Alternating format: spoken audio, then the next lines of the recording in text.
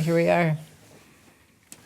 I remember the first time that I understood Benjamin absorbed people's energy. He's like a magnet, and it just infuses him.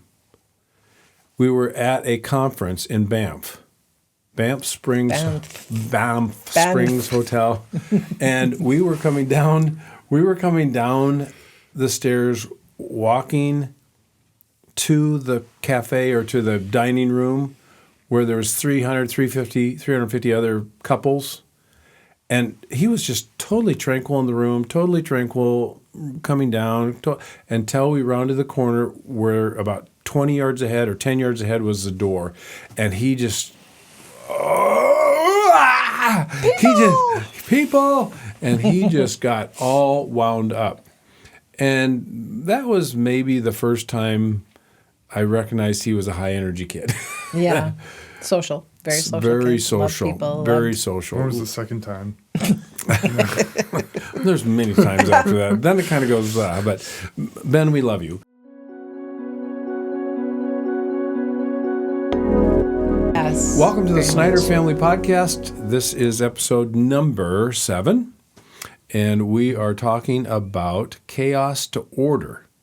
So parenting from chaos to order. How do you go from chaos to order? And we have a wonderful, beautiful, beautiful guest on today. And that's my wife, Beth, and Sam's mother, and Larissa, our producer's mother-in-law.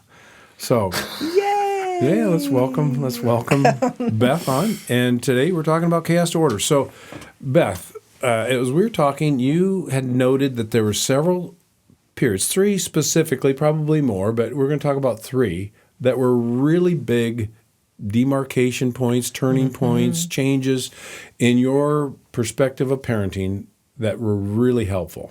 And can you talk about it? This was before the days of all the influencers on, Instagram.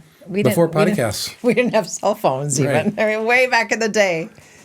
And so we were living in Calgary, planting a church, and didn't really know anybody when we moved there. There were a team of us, but we didn't know the team very well. And actually, just 4 of us, right? It was Cy and May, Jim and Dolores, Brian and Holly, a few couples that were local, and then us that moved in, and we didn't have any family there, and so we were kind of winging it as parents, and you couldn't call. It was expensive to call internationally, and yep.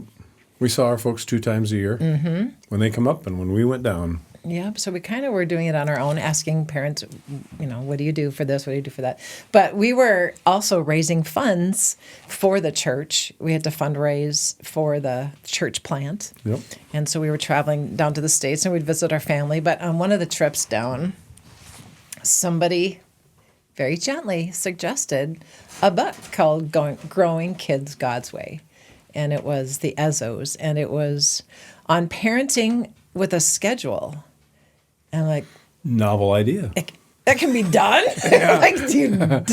Really? And wow, I just... Let me guess. That was one of those times that we were in a group of people and the Energizer was Energized. Bunny, yeah. So they must have seen him in action. Me being frazzled. And I think we were expecting number 2. So maybe I was, tired and wondering, how am I going to do 2, Yes. And it was a God thing. It was a God moment, a divine intervention where he said, let's give Beth this little piece of information. So. What did you learn from the Ezzos? What did you find? Or what did you do to get the book, and what did you find out? Yeah, so we ordered it right away. And I think what it was... even right from birth, you start like a 3-hour cycle of, feeding and then playtime and then rest time. And then you don't feel guilty about, I should really spend more time with my kids. Because it was always scheduled. You knew when you were going to play. You knew when they needed a nap. Yeah. And I could nap. Because before you were doing it differently. You were doing... By demand. Yes. Whenever. If he cried, I think he's hungry. Yeah. And you just go through the list. Hungry? Was he tired? Was he wet the diaper, or dirty? Yeah. So it was a guessing game. Where now it took out a lot of the guessing and made it structured. And it's not rigid. It wasn't one of those things where it's you just... can get rigid. There's a ditch on both sides of parenting. Whether you go really unscheduled, you can whatever, or you can be super scheduled and so rigid that you don't allow just the flexibility of life. And I think another big thing that really helped us was not being so child focused. Oh, yeah. That was a big one. And that's what I think the big theme was. Your marriage is complete in a sense. Without children. Right. It is a whole unit. You are a unit. And now you're welcoming them into your family. They're a welcome part of your family, but not the focus of it because... They're a welcome guest is what I think it was. But yeah, something... Guest sounds a little impersonal. Yeah, but I feel bad. I haven't... It's been years since I've read it, but that was... Just a couple. The gist. Yeah. We're not that old. Yeah. Yeah, and I think that the Ezo thing really helped me because I would be one that would not be time-centric. I would be people-centered or idea-centered. You would be... I loved it. I think lit up time. Like a Christmas tree light. Yes. I'm like, I think in increments of time. And so I think... and not numbers at all, but on time. And it's amazing that order didn't occur to you when it refers to children. Well, why didn't I write the book? Well, yeah, seriously. Complement her time issue with a compassionate heart. Well, yeah. And she's very compassionate. She loves people and she loves serving. She's, you're a BSRN, so you love serving people, particularly elderly and kids. And so, yeah, you were just a great, great mom. And it did change the dynamics of our family when number 2 came along. I think we did go from a little bit of a helter-skelter type to... well, the more kids you add, I feel like the little bit more structured you need to be because you just have more lives that you have to corral in a direction. Yeah, exactly. And you did a great job. By 5, I was the one in the garage on Sunday morning, had all the kids in the car, like honking. Where are you, Doug? Let's go. Let's go. And same with after church. Yeah. Let's get out of the church and let's go home and eat. And Sam was having... You remember that? Remember those days? You were just having... You had to eat. When it hit, it was like there's no warning. It's just like, I'm hungry now. I got to eat now. Yeah. Guilty. Guilty. So, and I'm just editing so many thoughts on that. But anyway, the second major event for you that was impactful in parenting, again, many along the way, a lot of wonderful people, wonderful advice, but another major demarcation for you was... this was the business training, I believe. Yeah, and there were so many books in there. A lot of it was controlling my mouth. So should we give a little context to the business training? So maybe you want to. I love trying different things. I love business. Been a business. You always called me You're an entrepreneur. Yeah, entrepreneurial pastor or whatever. But in this case, we were involved in a business that had a training side to it, and I had no interest in that. I had interest in supplementing our income. Anything. I mean, you just love to sell things. I just wanted to make extra money for our family. But it was what the gold nugget was in that whole experience really was the training, because it helped us with what? Well, some of the great books were the personality traits. Dr. Rahm, or is that Rahm was good. Florence Littauer, and then Rahm was DISC, D-I-A-S-C. Yeah. Personality plot. Yeah, and then there's the How to Win Friends, Influence People by Dale Carnegie, and there was the 5 love languages. That one was huge for us Huge. because you and I are opposite, totally opposite. Because I can love you. Typically, you love the way you want to be loved. Want to be loved. Your love language is how you love others. Right. And so there's 5 of them. Boy, this is on the fly. Yeah. So the first time. Time. Spending time together. Yep.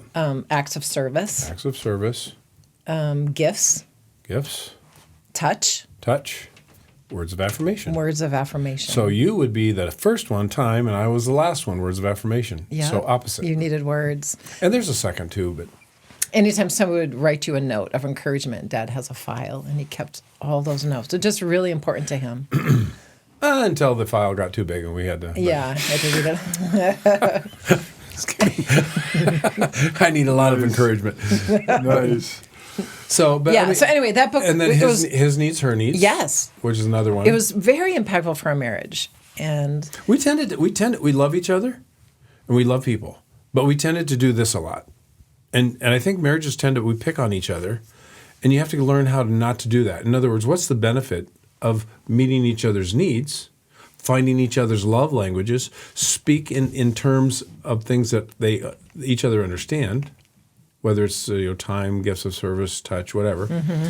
And that really changed then the dynamics in our home, as well as the people we meet, as well as then looking for those things in the kids. What are the kids? Right. What are their love languages and their needs? Yes. It's freeing because I'm not trying to make you like me, and I'm not like you, and vice versa. Free to be. Unity, free to be me. Not uniformity. Exactly. Bingo. That is exactly it. And I think, in terms of an awareness for me, you tend to gravitate towards uniformity, right? You get along with the group because, hey, they think like me. But that's not the whole point. What did Jesus came to say? Learn to love others. Put others first. And so this whole concept of personality traits, which I do see in scriptures, but I can't remember the first. It's been 25 years or more since I first read about it. But the personality traits is like a crosshair, right? And there's 4 quadrants. And so generally speaking, not specific, generally speaking, there is a choleric type personality. There is a sanguine, choleric being like a bulldozer, a strong, dominant type person. And there's the sanguine, which is the fun-loving, little forgetful, bright colors. Then there's the melancholy, or the phlegmatic, excuse me. Keep the peace. Lower right. Yeah, keep the peace at all time. Unity, don't want to... I'll change my plans. Hold hands and sing peaceful songs. Yeah. So, and then there's the melancholy, which is detailed charts, graphs, consumer reports. Yep. And it feels like a more. The Enneagram feels more specific, it feels like you could fit everything into the Enneagram into these quadrants, which I actually think.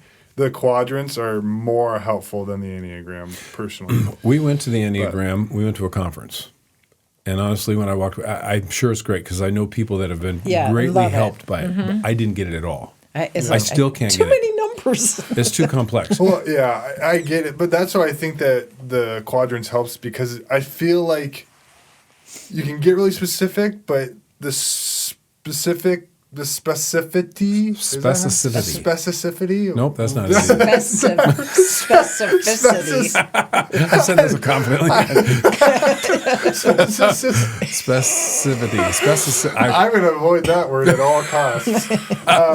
But I feel like it honestly makes it more difficult. I feel like generally it's way easier to be like, okay, this person is generally more of a fun person, fun-loving person. This person's more of like a dominating type. This one's more of I feel like that's a little bit more helpful for exactly. me. It is. And the thing in each quadrant, they kind of give you some real general bullet points, like what colors they like. They gravitate towards a certain color palette. They gravitate towards certain words. They have certain, like, for example, cleric, a power-driven guy, wants a black car that's probably a power car. I don't know what the one is today, but, maybe a Mercedes, BMW, or a Lexus or a Tesla or whatever. Whatever's power, they like that. And then, of course, the sanguine loves bright colors, a convertible. Hey, everybody, a red convertible. Woo-hoo. Here I am. Yeah, but they'll forget their purse and they will have no idea where they put it. But they'll gather 10 people around to go look for it. Hey, guys, let's go look for my purse, and everybody's laughing and having a good time. So some of those things really help you initially when you're meeting. The last podcast, we talked about being a friend and making a friend. Mm-hmm. And this kind of a graph or this kind of a template helps you identify the personality type and quickly find common ground. Yeah, well, I think we could go. We could dive. Yeah, that's my favorite. Yeah. So sorry. Yeah, back to Beth. That. Yes, yeah. I do. No, we do not need to talk about me. Oh yeah. No, so, Beth keeps saying, "Can we put this off 3 more weeks? Can we put it chaos to Enneagram?" I don't know how we got. Didn't expect that. Well, so the business training. You started to say something earlier, and I set the context. You were talking about power of words, and there's this book called "Hung by the Tongue." Oh, yeah, that was huge. And the jar. Yes, and so we wanted to. We started Or we didn't want to speak negative about, like a thought, or negative about a person. Just, we're not going to speak negatively. We're going to keep our thoughts glorifying and positive and encouraging. And so anytime we said something negative, if he did, he could say, or I could say, honey, you need to put a quarter. Yeah, so accountability on our It's called a words. negative jar in the center of the kitchen negative table. jar. A quarter got to be a little expensive. We went broke putting quarters into the jar. Okay, let's do a dime. I think we got it down to pennies. I'm pretty sure we got down to pennies because it was just like, wow. It was so much change we needed to go through. It was. Just do was that. hard. Just do it for hard. 40 days and you'll find out, ooh. You can go on vacation. Yeah. So don't let that thought slip out. And So the negative jar and the It was book, huge. The Hung by the Tongue, basically talked about a serious biblical study on what you say is what you get. Kind of the concept we talked about also previously in one of the podcasts is sowing and reaping. oh, it's huge. Oh, that's Is huge. you reap what you sow. And so if you don't like Yep. your life, look back on what you're sowing. different seeds. Primarily coming out of your words. And it makes so much sense because God was a creator, firstly, using words. And we're made in his image, so we create our future by our words. And so we had to work very hard. And I think that goes back to what I was saying earlier, how marriages tend to pick on each other. We do this picking thing where we wound each other little bit by Or little bit, picking or sometimes scabs. big, and then we pick off scabs. And so we have to learn to change our language, learn the language of our spouse. I think you need to go one step further, though, too. I think that recognizing what's coming out of your mouth and how negative it is step one. Mm-hmm. Because I think that it allows you to see how often you're saying these things, how often you're becoming Patterns. the patterns, exactly. But then I Or think triggers. step two is beginning to, like the Bible says, take every thought captive yeah. and start to take those thought captive because you can then start to just be like, okay, well, I'm going to think it. I'm not going to say it. Like, as Yeah. long as I don't Yeah. say it, I'm chill. You're under the covers. I'm fine. That's a good point So because I- it's still there. I think so stopping it I earlier. think step two is, and again, I feel like we're going off on a whole. I feel like this could be a whole other. These are deep dives that we could do Yeah. on we could do 3 more podcasts on each of your points Yeah. that you're bringing up today because they're significant. Yeah. And that's a great point, Sam. Taking your thought captive. And start to- 2 Corinthians Start to 3-5. reform the thoughts before it even comes out of your mouth. You start to be like, okay, I'm gonna break this thought down and start to replace it with scripture, and replace it with Yeah. with Philippians 4:8 tells us what to do, replace those thoughts with. Anything that is good, right, true, excellent, praiseworthy, Right. anything of good report or repute. Think on these things and what happens? yeah, The God of peace will be with you. Peace. yes, Isn't that what we all, look for? Well, you even mentioned that with the Carolyn Leaf book. yes. That's Maybe you've already talked about that, but no, that's just yeah. about the ruts that we develop in our thinking. Yeah. And so we need to jump ruts or just get out of Right. Well, And it's conscious effort of and that's what she talks about is you have to break down the thought. You have to take the thought captive, and you have to like consciously break it down and consciously rebuild it, rather than just cutting it off and being like, I'm gonna, like, nope, like not thinking that. No, you think about it and then you break it down and you start to build new patterns. Yep. So every time it comes up, every time that thought occurs, you replace it with a thought you've rebuilt. So then You're taking it out by the roots, right? Yeah. I mean, it's like the tree, when you cut down the tree, the suckers still come up. It's Yeah. trying to live. That old thought, those old patterns are trying to come up and live. So you got to stump it. You got to take everything out, the roots out. But, Sam, you've been interested in this thought stuff since sixth grade or before. I remember I was just amazed. As a little kid, you'd come into our bedroom, and when cell phones were just kind of coming in, you say, hey, can we listen to something on how the brain works? You remember that? Yeah, fascinated. You were fascinated You by were it. fascinated with the brain and fascinated with the I heart. wish you'd helped me. But, It did. It did. okay, yeah.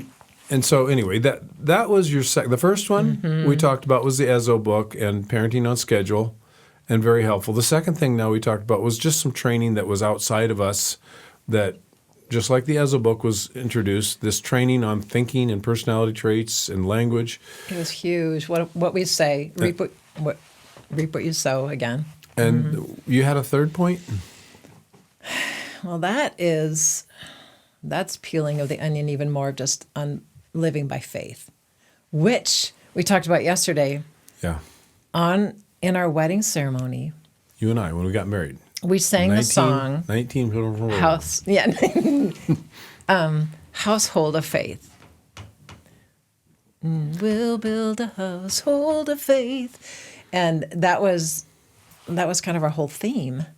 And then as you are living that household of faith, what does it look like in each stage of your life? Looks like the family circus, where that little boy kind of wanders all through the neighborhood. Yes. And, you start off, you think we're going to be a faith. Yeah. Over here. And what does it truly mean? I mean, we've always been, both of us were raised in God-fearing homes. Yep. Yeah, that took us to church regularly. So we had a church family around us, giving accountability and encouragement. And we wanted to go further. Yes, and so we knew that. That was our foundation.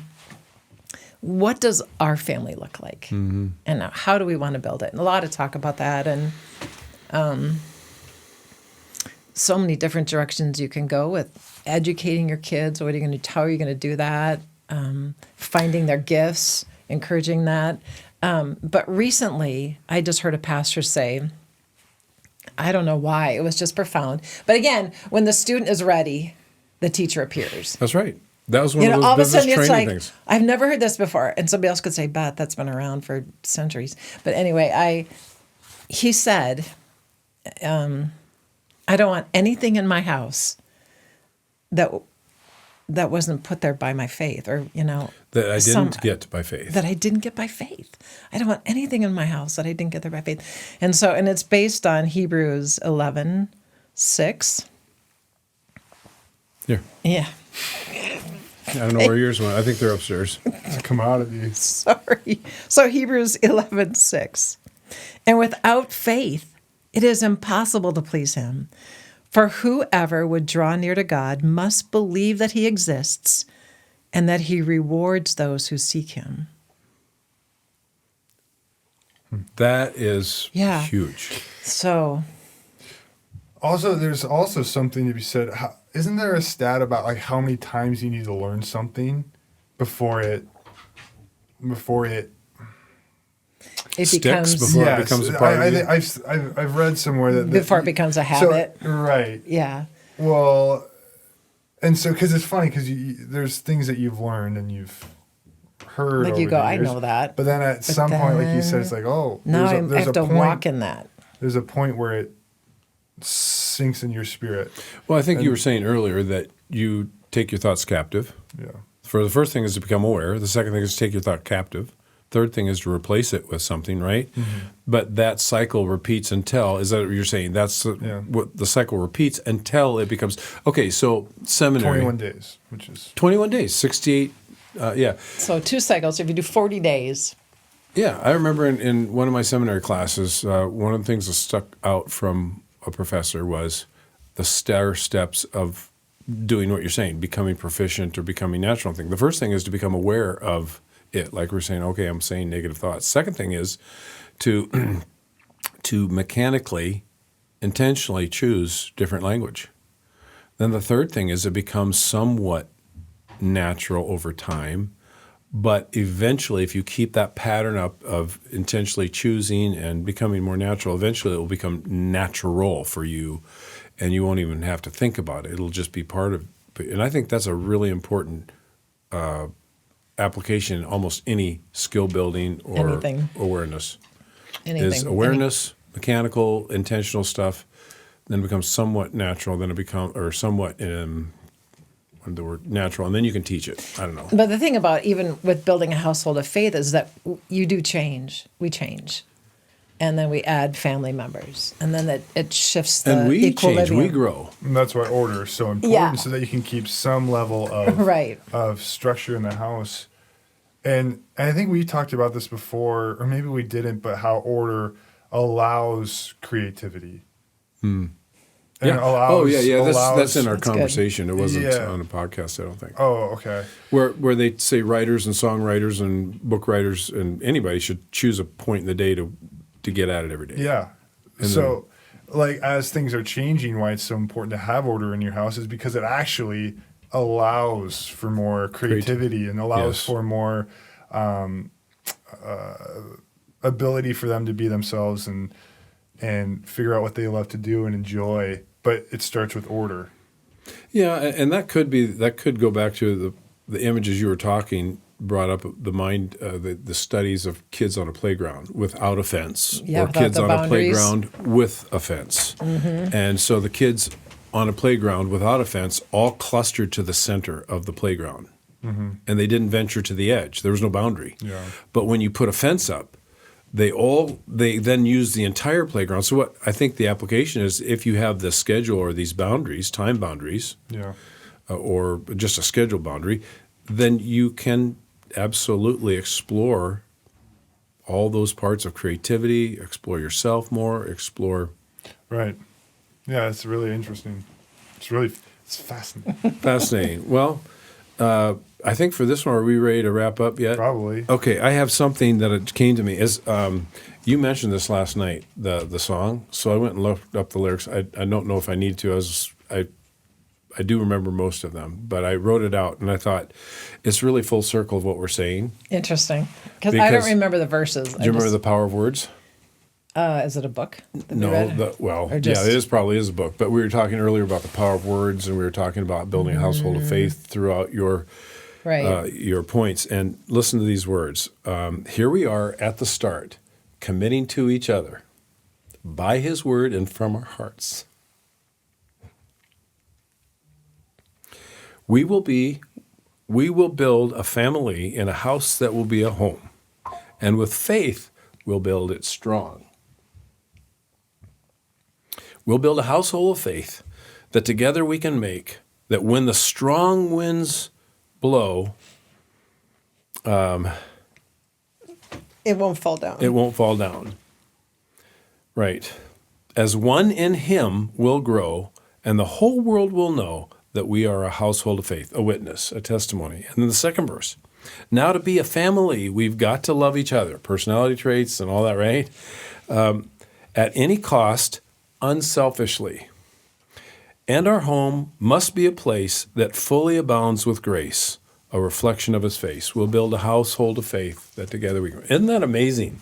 We chose the song, and I would guess that anybody listening, if they went back and looked at the words, the positive words that they spoke, they are in a battle, a good battle, to live out those words, because words are creative. Words are powerful. It reflects our Creator. And so don't give up the battle. Don't give up the fight. Just keep pressing on. And hopefully we've said a couple things today, one or two that may be helpful. It's been a joy to have you on, my dear. Thank you.